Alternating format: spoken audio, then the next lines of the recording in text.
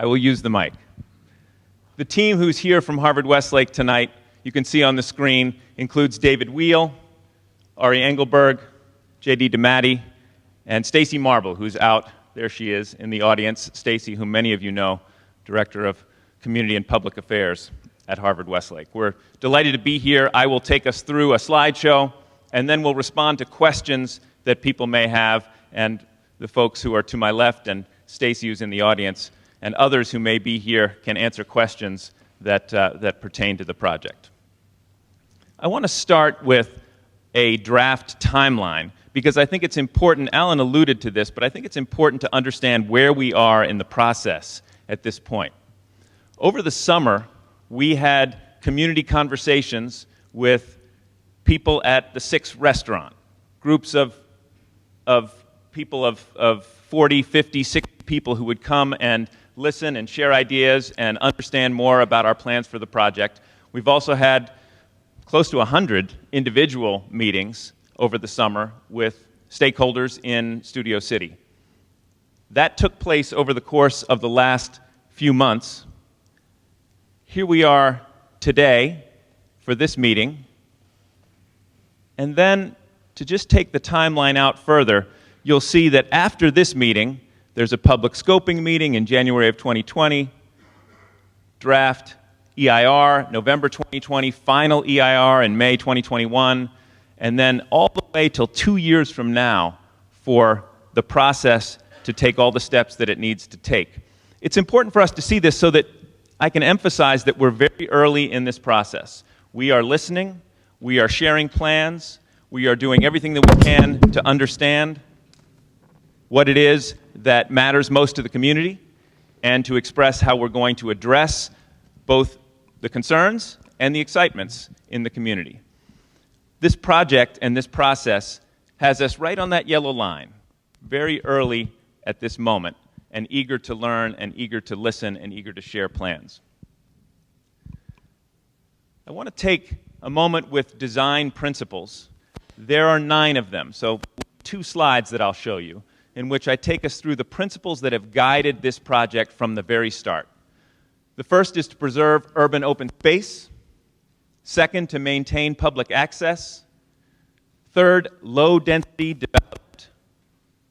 Fourth, to steward natural resources. Fifth, I'll jump back in a moment to that first slide, but fifth, sufficient on-site parking and no traffic to the site through the residential neighborhoods. A clean and safe environment.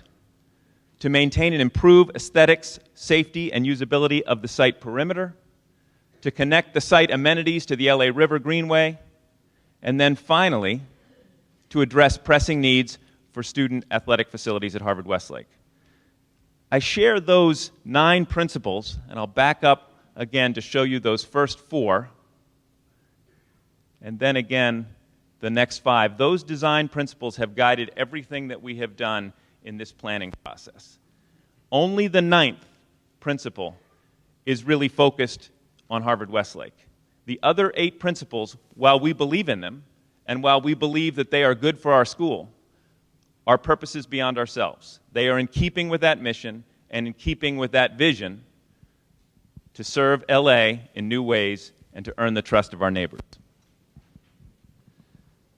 That is the site plan that many of you have seen if you've visited the HW River Park website. If you've been to any of our community meetings, you have seen this plan. I want to emphasize that while we have been listening for several months in individual conversations and in community conversations, this plan is unchanged, and that's in order to protect the integrity of the process at this point, so that everyone is seeing the same initial draft plan. This plan is the plan that was shown at the 5 community meetings at the Six restaurant and has been shown at various times to folks who have taken part in individual meetings. It's also the plan which is on our website at this point. This is showing you the above-ground view, and you can see 2 fields, a pool, track, 8 tennis courts, and a gymnasium. If we go below ground, the subterranean features, you can see at the bottom of this slide our design principles, 2 of our design principles being served by what's below ground in our plan. stewardship of water resources, and sufficient underground parking. Parking on the right side of this slide, and water reclamation and storage on the left side. One of the things that I think is important to say is that these two elements of the plan are expensive. Subterranean parking is expensive. Water reclamation and storage is expensive. But we are taking these principles, these design principles, to heart and doing everything that we can on this site to respond to the needs of the community with regard to parking. We feel like we owe it to the neighborhood to put parking underground, and then to respond to the needs of the environment. We owe it to the environment to do everything we can to capture and store the water that flows from the north onto this site. So these two aspects below ground, which are not seen when you look at the site plan, are critical, I think, to the nature of the plan and critical to our abiding by the design principles and adhering to our mission and vision.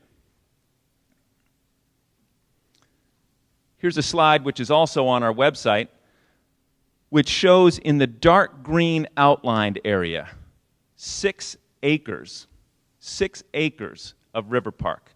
That is publicly accessible, open space, open to the public.